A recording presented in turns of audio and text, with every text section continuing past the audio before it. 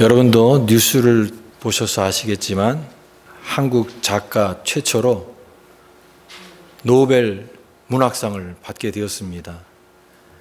한강 작가가 노벨 문학상을 받게 된 소식을 듣고 저도 너무나 기뻐서 문학을 짝사랑했던 한 사람으로서 그 소식을 매체를 통해서 몇 번이고 계속 반복해서 보고 보았는데도 또 볼 때마다 기쁘고 또 좋았습니다.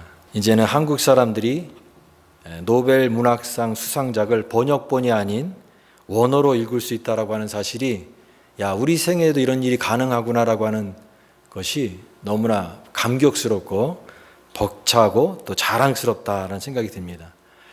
그런데 이 한강 작가가 그녀의 그 문학 세계의 주제가 뭐냐면 인간의 폭력성과 상처라고 하는 이 주제를 천착을 해서 시적 언어로 그녀의 작품 세계 안에 그것을 담아내는 그런 일을 했다라고 하는 것입니다. 인간의 폭력성, 물론 이 폭력성이라고 하는 것이 역사 속에서도 집단 속에서도 일어날 수 있고 역사 속에서도 폭력성이 있고 또 우리 개인의 삶 속에서도 일어날 수가 있는 그런 폭력성이 있는 것이죠. 언론이 기자회견을 하기를 원해서 연락을 했지만 거절한 이유가 지금 아직도 소련과 우크라이나와 러시아의 전쟁이 계속되고 있고 또 이스라엘과 팔레스타인 가운데 분쟁이 일어나서 지금도 수많은 사람이 죽어가고 있는 이 마당에 무슨 잔치를 할 것이며 또 기자회견을 한다라는 게 어울리지 않는다고 해서 기자회견을 거절했다고 합니다. 그만큼 본인의 말처럼 인간의 폭력성과 상처에 대한 작가의 깊은 고민과 깊은 성찰을 엿볼 수 있는 그런 대목이 아닐까 이렇게 생각이 됩니다. 폭력은 범죄입니다. 그러나 인간의 삶 속에 항상 이 폭력성이 있다라고 하는 것입니다. 어떤 사람이 사람을 물리적으로 하는 이 폭력도 있겠지만 언어적인 폭력 또 여러 가지 모양의 어떤 집단이 개인에게 행하는 어떤 폭력도 있을 수 있겠지만 어쨌든 이 폭력은 한 개인에게 씻을 수 없는 상처와 아픔을 준다라고 하는 것입니다. 폭력성을 그런 경향을 갖고 있는 사람들은 오히려 자신들이 억울하게 피해를 보고 있다는 생각이 강하다고 합니다.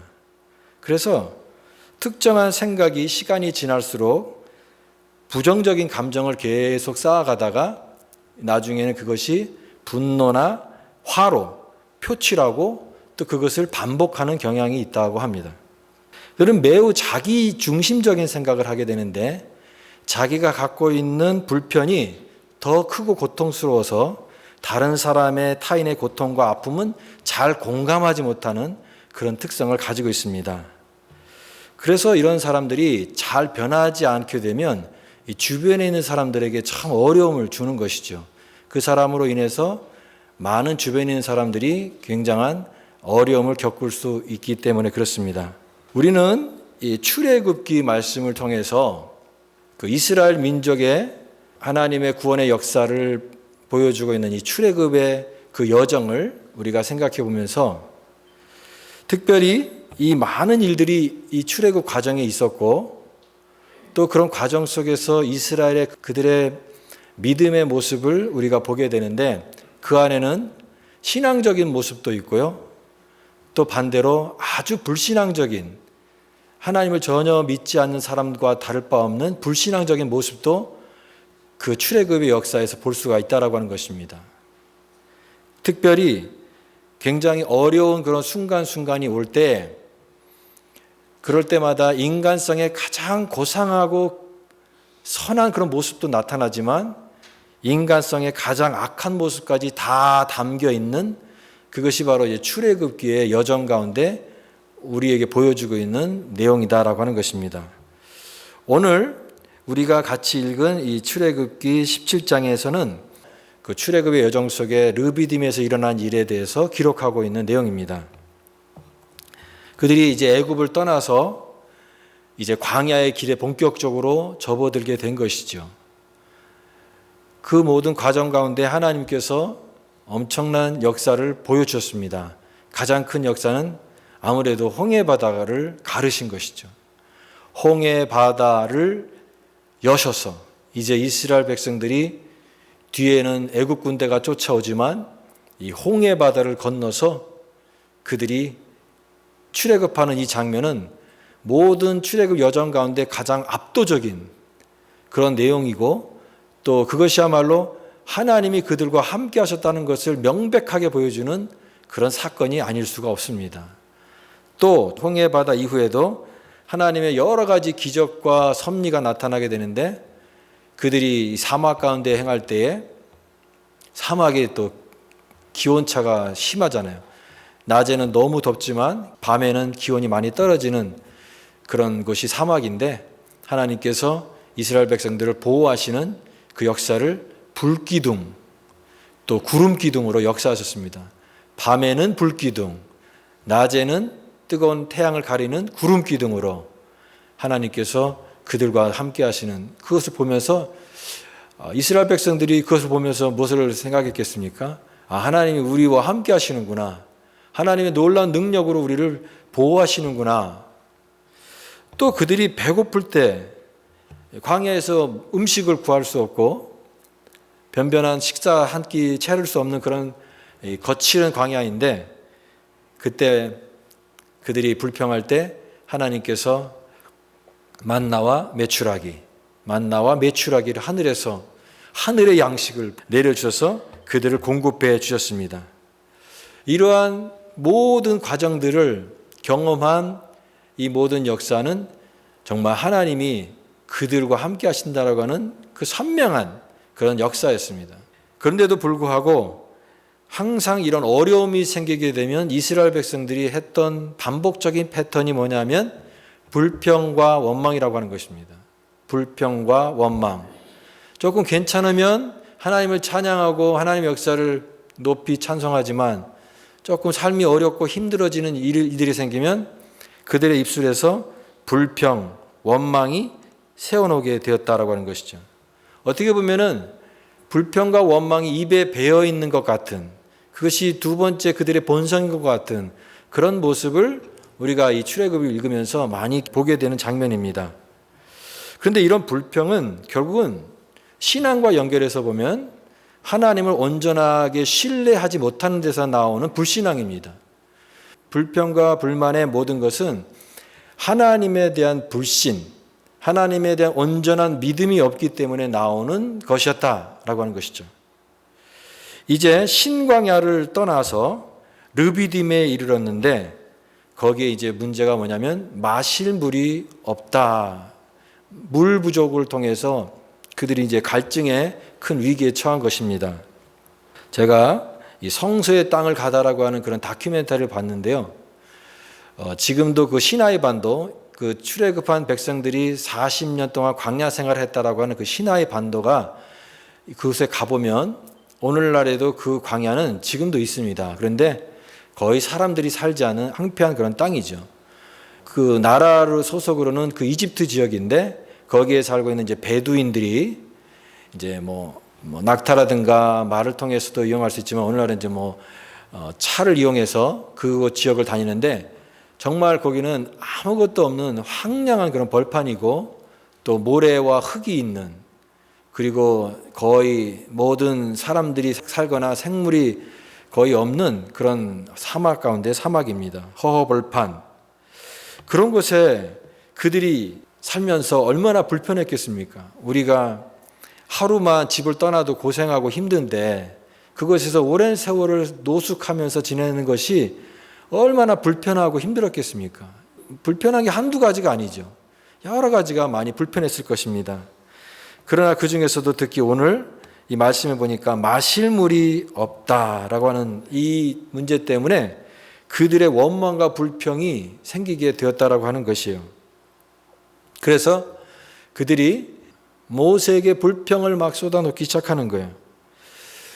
그래서 여러분, 이 모세가 이스라엘 백성들을 인도하면서 출애굽하는 과정들이 모든 게 다 쉽지 않았어요. 바로를 설득하는 것부터 시작해서 모든 게 다 힘들었지만 가장 힘들었던 순간이 이 순간이 아닐까라고 하는 생각이 듭니다. 왜 그러냐면 환경이 힘든 것도 참을 수 있지만 내가 믿었던, 그리고 나와 함께 따르고 나와 함께 동고동락을 같이 하는 동료라고 생각했던 그런 사람들이 어느 날 또 다른 사람들의 모습을 보면서 모세의 마음이 얼마나 힘들었겠는가 생각을 해보게 되는 것이죠. 이들의 원망이 시작이 되는데, 원망은 그 전에 있던 원망과는 조금 성격이 다릅니다. 훨씬 더 강도가 센 그런 원망이었다라고 하는 것이에요. 오늘 이들이 2절 말씀에 모세에게 다투어 이르되 우리에게 물을 주어 마시게 하라. 물을 주어 마시게 하라. 굉장히 공격적인 비난을 모세에게 쏟아 부었다라고 하는 것이죠. 모세에게 물을 맡겨놨습니까? 근데 맡겨놓은 사람처럼 우리에게 물을 주어 마시게 하라, 물을 내놓아 라고 다그치고 있는 이들의 모습인 것이죠. 어떤 사람은 태생적으로 불평, 불만을 잘 표현하는 사람이 있습니다.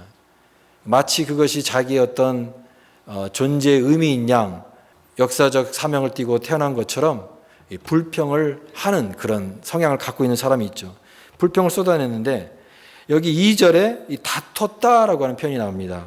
백성이 모세와 다투어 이르되, 그렇습니다. 이 다툼. 근데 이 다툼이라는 말이 원어적인 의미가 뭐냐면 육체적 싸움입니다. 육체적 싸움. 그리고 격렬한 다툼을 얘기합니다. 그러니까 그냥 말로 이렇게 하는 그런 정도의 수준이 아니라 모세에게 막 몸을 밀치고 막 흔들면서 몸싸움을 할 정도의 어떤 격렬한 그런 싸움과 같은 그런 다툼이었다라고 하는 것입니다.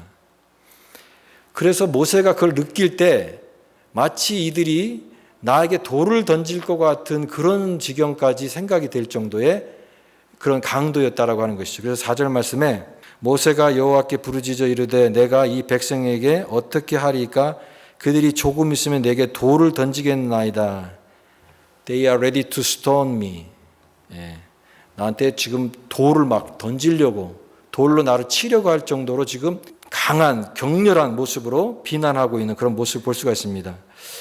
여기서 우리가 이 출애굽의 역사에서 이 백성들의 원망하는 어떤 그 모습을 보면서 우리가 오늘 설교 제목처럼 팔 또는 손, 그 이미지를 떠올려 볼 수가 있는데, 그 이미지는 뭐냐면 이 팔을 높이 든 이 백성들의, 원망하는 백성들의 손인데, 손이 내려가 있는 게 아니라 손이 올라가 있습니다. 어떻게? 공격하기 위해서, 비난하기 위해서, 폭력을 불사하겠다라고 하는 이런 거친 모양으로 이 사나운 팔, 거친 팔, 사나운 팔의 모습을 하고 있습니다. 모세도 자신들의 마음에 안 들면 가만두지 않겠다. 하나님도 내 마음에 안 들면 하나님도 가만히 두지 않겠다라고 하는 어떤 그 위협하는 그런 팔, 그런 이미지, 이런 이미지를 갖고 지금 막 모세에게 달려드는 이 백성들의 모습을 볼 수가 있습니다. 여기서 우리가 생각해야 될 것은 이 지도자 모세의 심정입니다. 지도자 모세의 심정. 모세가 지도자로서 얼마나 힘들었는지를 생각해 보게 되는 것이죠. 여러분, 사람을 인도한다라고 하는 것은 참 어려운 일입니다. 더군다나 사람이 다 다르고 생각과 의견들이 다 다른 사람들을 한 방향으로 계속해서 꾸준히 인도해 낸다라고 하는 것은 그거는 굉장히 어려운 일이라고 하는 것이죠. 오래전에 상담 심리학자 그 정태기 교수님의 강의를 들었는데, 그분이 이렇게 얘기를 했습니다. 다른 사람을 인도하는 인도자, 지도자의 자리에 오른다는 것은 굉장히 조심할 것이 많습니다. 그러면서 그렇게 얘기했어요. 처음에는 여러분을 환영할 것입니다. 그러나 나중에는 돌을 들고 올 것입니다. 처음에는 환영한다라고 하는 거예요. 그렇지만 나중에는 세월이 지나면 돌을 들고 찾아올 수 있다. 그럴 때 사람이 그렇다는 것을 알고 그때 너무 마음의 상처를 받지 않도록 지금부터 마음을 단단히 준비하고 계시라. 이렇게 얘기했습니다. 여러분, 사람은 그런 것이죠. 사람을 너무 이렇게 고상하게 볼 필요도 없고 또 그렇다고 너무 다르게 볼 필요도 없지만 사람은 언제든지 변할 수 있는 존재이고 또 자신의 어떤 것을 원하지 않는 것이 이루어질 때는 그렇게 변할 수 있는 존재라고 하는 것을 항상 생각하라. 그런 사람들임에도 불구하고 그들을 인도할 수 있는 그런 각오를 하지 않으면 안 된다라고 하는 것이죠. 아마 그래도 모세는 굉장한 상처를 받았을 것입니다. 그래도 이들을 버리고 갈 수는 없습니다. 제일 어려웠던 게 뭐냐면 그렇게 힘들게 했던 사람들과 안 보면 끝인데 또 계속 봐야 되잖아요. 출애굽의 나머지 여정도 같이 해야 되고 또 그때 힘든 일이 없는 것처럼 여기면서 그렇게 또 그냥 지내야 되는 것이 또 얼마나 어려운 일이었겠습니까? 차라리 그런 사람들은 출애굽할 때 그렇게 불평할 거면 애굽에서 그냥 나오지 말고 있었으면 좋았을 텐데 어쨌든 그들이 따라왔기 때문에 그네도 미운하거나 같이 가야 되는 운명 공동체로서 같이 가야 되는데 그런 사람들을 상대하는 것이 너무나 영적으로 감정적인 에너지를 고갈할 수밖에 없는 그런 일이었다라고 하는 것입니다. 오늘 이런 공격적인 모습, 모세도 모세지만 하나님을 향하여 비난의 화살을 돌리고 있는 것으로 볼 수 있고 그래서 그곳 이름을 마사라 불렀다라고 얘기합니다. 마사, 뜻이 싸우다, 다투다.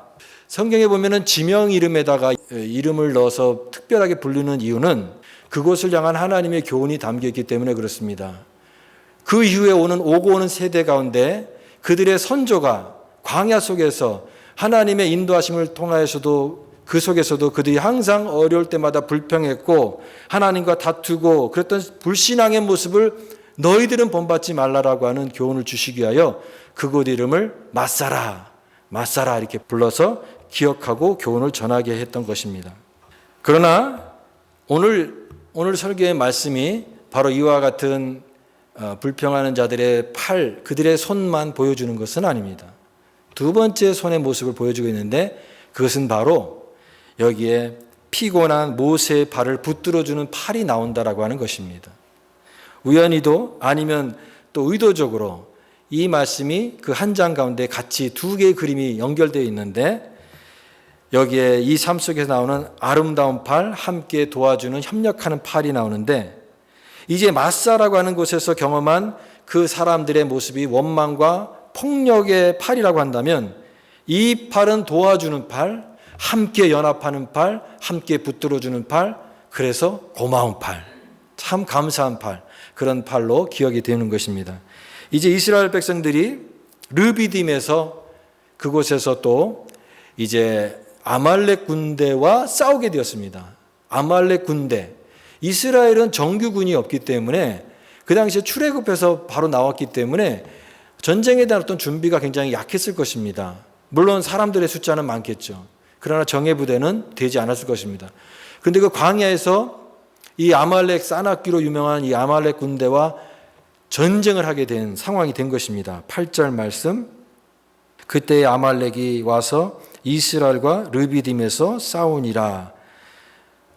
이제 그 전쟁은요, 이스라엘 백성들이 광야 생활하는 동안에 여러 가지 물론 어려움이 있었지만 이 전쟁은 또 다른 차원인 것이죠. 만약에 전쟁에 지게 되면 이스라엘 백성들 다 몰살하게 되는 그런 위기에 처할 수밖에 없습니다. 그래서 모세가 이제 사람들을 택하여 아말렉과 싸우게 하고 모세는 어떻게 하냐면 이제 자신은 산에 올라가서 하나님 앞에 손을 들고 기도하는 겁니다. 그때 그 모세의 기도가 얼마나 간절했겠습니까? 하나님, 이 전쟁에서 우리가 지면 우리가 다 죽게 되는데 하나님, 우리가 여기서 죽을 수는 없습니다. 하나님, 여기까지 이렇게 인도하셨는데 하나님, 이 순간에 우리가 이 전쟁을 반드시 이길 수 있도록 도와주십시오. 하나님의 도움을 간절히 부르짖으며 모세가 얼마나 간절하게 하나님 앞에 기도했겠습니까? 아말렉과의 전쟁에서 승리하게 하여 주옵소서. 모세가 그래서 손을 들고 하나님 앞에 간절히 기도하는데 그때 모세가 손을 들면 이스라엘이 산 밑에서 이제 전쟁이 하고 있는데 그 산 밑에서는 이스라엘이 이기는 겁니다. 근데 손이 또 내려오게 되면 이제는 반대로 전쟁 양상이 바뀌어서 아말렉이 이기게 되는 그런 상황이 된 것이에요. 그러니까 계속 손을 들고 있을 수밖에 없습니다. 근데 이 손을 계속 들고 있는 게 너무나 힘든 것이죠. 팔이 내려올 수밖에 없습니다. 이게 자연스러운 현상이죠. 더군다나 모세가 이때 나이가 80이 넘은 노인이기 때문에 오래 들고 있을 수 없고 빨리 피곤을 느낄 수밖에 없는 그런 나이에 있는 노인입니다. 그런데 이런 상황들을 보게 되면 밑에서는 진짜 전쟁을 하고 있고 또 위에서 산 위에서는 모세가 자기 나름대로 더 큰 싸움을 하고 있는 것이죠. 그 아픈 팔과 힘든 것을 이겨내면서 지금 애를 쓰고 있는 겁니다. 그러나 더 이상 한계로 인해서 더 이상 손을 들고 있을 수가 없는 한계 지점에 있습니다. 너무 힘들어하는 그 모세를 옆에서 보고 있던 옆에 있는 사람, 그 모세의 부하가 되는 아론과 훌이 눈치를 채고 돌을 가져다가 모세를 거기에 앉히고, 그리고 옆에서 한 사람이 한쪽씩 이렇게 두 팔을 붙들어줘서 모세의 손이 내려오지 않도록 이렇게 붙들어주고 있는 겁니다. 그로 인해서 여러분 놀랍게도 하나님께서 그 손이 내려오지 않는 동안에 하나님의 놀라운 역사가 함께해서 이들의 그 아말렉 전쟁을 승리하게 되었습니다. 이 어려운 싸움을 승리로 이끌 수 있었던 것이죠. 도저히 감당할 수 없는 그런 일이었는데 하나님의 놀라운 역사로 이 전쟁을 이기게 된 것이에요. 저는 여기서 우리가 이 모세의 팔을 생각해 보기를 원합니다. 모세의 팔은 큰 손입니다. 하나님의 지도자의 손이고 백성들을 인도하는 손이고 출애굽의 역사를 감당하는 큰 지도자의 손이었습니다. 그런데 반해서 이 아론과 훌의 손은 작은 손이라고 얘기할 수 있습니다. 지도자인 모세에 비해서. 그러나 그 손은 도와주는 팔, 함께하는 팔, 협력하는 팔이었다라고 하는 것이죠. 그리고 하나님의 구원의 역사에, 승리의 역사에 반드시 필요했던 그런 도와주는 팔이었다라고 하는 것입니다. 모세의 팔만이 있는 것이 아니라 그 모세의 팔을 붙들어주는 그 팔이 있었기 때문에 아말렉과의 전쟁에서 승리하고 이길 수 있었다라고 하는 것이죠. 오늘 이것이 우리에게 큰 영적인 교훈을 주지 않습니까? 여러분, 하나님의 교회에도 마찬가지예요. 우리는 큰 팔을 원하지만 하나님의 교회에 정말 필요한 것이 어떤 팔이냐면 작은 팔이다라고 하는 것입니다. 피곤한 손을 붙들어주고 함께 협력하는 팔, 함께 동역자가 되어주는 팔, 함께 격려하는 팔, 그래서 함께 하나님의 나라와 복음의 은혜를 함께 일궈가는 그 작은 팔들이 모여서 하나님의 교회의 놀라운 역사와 영적 승리를 할 수 있다라고 하는 것입니다. 여러분, 그런 의미에서 우리 교회는 작은 팔들이 모이는 교회가 될 수 있기를 바랍니다. 예배를 통해서 하나가 되어야 되는 거예요. 섬김을 통해서 작은 손들이 모여져야 되는 것이죠. 기도를 할 때 혼자만이 기도하는 게 아니라 기도하는 손들이 함께 작은 팔들이 모여져서 함께 뜨겁게 기도할 때 그 교회의 영적 승리와 놀라운 하나님의 역사가 임하게 되는 줄 믿습니다. 이렇게 하나가 모여져야 되는 것이에요. 오늘 출애굽은 노예의 삶을 떠나서 단순히 이제 애굽을 떠나서 저기 가나안 땅에 가서 잘 먹고 잘 살자 하기 위해서 그냥 이동하는, 이사가는 그런 여정을 보여주는 것이 아닙니다. 여러분, 출애굽의 역사는 하나님의 구원받은 백성으로서 그들의 믿음과 순종, 또 하나님을 사랑하고 이웃을 사랑하는 삶을 광야를 통해서 훈련하기 위한, 하나님의 백성으로 살기 위한 훈련을 하는 그런 광야의 시간이었던 것입니다. 하나님께서 그들을 통해서 특별히 어려운 순간을 보십니다. 모든 게 좋을 때, 모든 게 승리가 되고 모든 게 형편이 좋을 때는 다 하나님을 찬양하고 할렐루야 외치고 사람들과의 관계도 좋습니다. 그러나 광야에 물이 없고 또 먹을 게 없고 또 아말렉과 같은 군대가 쳐들어오고 홍해 바다가 있는 그런 어렵고 힘든 상황 속에서 사람들의 모습이 믿음의 모습이 아니라 불평하고 두려워하고 원망하고 탓하고 하는 그들의 모습을 보면서 하나님은 그들의 삶을 계속해서 광야를 통하여서 하나님의 백성다운 그들의 삶으로 그들을 세우시기 위하여 광야를 걷게 하셨다라고 하는 것입니다. 오늘 우리의 삶도 마찬가지예요. 우리는 공동체 안에서 더불어 살아갑니다. 우리에게는 가족이 있고 또 교회가 있고 성도가 있고 또 우리 주변에는 우리가 섬겨야 될 이웃과 같이 더불어 살아가는 그런 삶인 것입니다. 우리는 하나님의 자녀로 그곳에서 살아가야 됩니다. 때로는 환경과 다른 사람을 향한 이런 불평과 불만을 통해서 왜 이런 일들이 왜 나에게 이렇게 힘들어지는가, 그렇게 불평하고 불만하는 그런 모습이 있고, 때로는 다툼의 팔, 그 백성들과 같은 다툼의 팔을 높이 들 때가 있습니다. 그러나 그런 모습들은 우리의 옛 자아가 아직까지도 변하지 않는 우리의 옛 모습을 그대로 보여주고 있는 그런 것입니다. 오늘 우리에게 필요한 것은 오늘 이 아론과 훌처럼 모세의 피곤한 손을 같이 붙들어주는 협력하는 팔, 하나님의 복음의 은혜를 함께 세우고 가기 위해서, 하나님의 교회를 세워가기 위해서 함께 마음을 모으는 작은 손들의 모임을 통하여서 하나님의 역사가 필요하다라고 하는 것입니다. 오늘 이 두 가지 팔의 모습, 돌을 달려들고 폭력과 원망과 불평의 팔이 있지만, 또 하나는 피곤한 손을 옆에서 들어주고 함께하며 함께 하나님의 일을 이루는 이 팔이 있다라고 하는 것입니다. 여러분은 여태까지 살면서 어떤 팔로 살아오셨습니까? 또 여러분은 앞으로 어떤 팔이 되고 싶습니까? 만약에 주님께서 너는 어떤 팔이 되고 싶느냐라고 말씀하실 때 여러분은 뭐라고 대답하시겠습니까? 오늘 우리에게 승리를 주시는 분은 하나님이십니다. 이 아말렉과의 전쟁의 승리는 그들이 용맹했고 또 수고했고 노력과 능력 때문에 승리한 것이 아닙니다. 하나님이 계셨기 때문에, 하나님이 그들과 함께 하셨기 때문에 승리하게 되었습니다. 그러나 하나님께서 이 모든 역사를 승리하게 하시지만, 하나님은 또한 우리로 하여금 그 하나님의 놀라운 역사에, 승리의 역사에 우리를 참여하도록 부르십니다. 그래서 같이 함께 나누고 함께 그 일을 하게 되어서 하나님의 큰 승리가 우리의 기쁨이 되고 우리에게 은혜가 되고 그것이 우리의 승리가 되게끔 하셔서 하나님은 지금도 우리를 참여하게 하시고 우리를 부르시고 계시다라고 하는 것입니다. 그래서 마음을 다해 주의 일에 합력하여 함께 기도로 참여하게 하신다라고 하는 것입니다. 이스라엘이 이제 아말렉과의 전쟁에서 이겼습니다. 그리고 이를 기념하여서 그들이 그곳에서 이름을 여호와 니시라고 불렀습니다. 여호와는 나의 깃발이다. 어떤 깃발입니까? 모든 고난과 어려움 가운데도, 이 광야 속에서도 우리에게 승리를 가져다 주시는, 승리를 이끄시는 여호와 니시 하나님, 그 하나님의 놀라운 은혜를 광야에서 만나게 하셨습니다. 오늘 우리도 이와 같은 하나님의 승리를 바라보면서 우리 모두 한 사람 한 사람이 하나님의 귀한 팔들이 되실 수 있기를 바랍니다.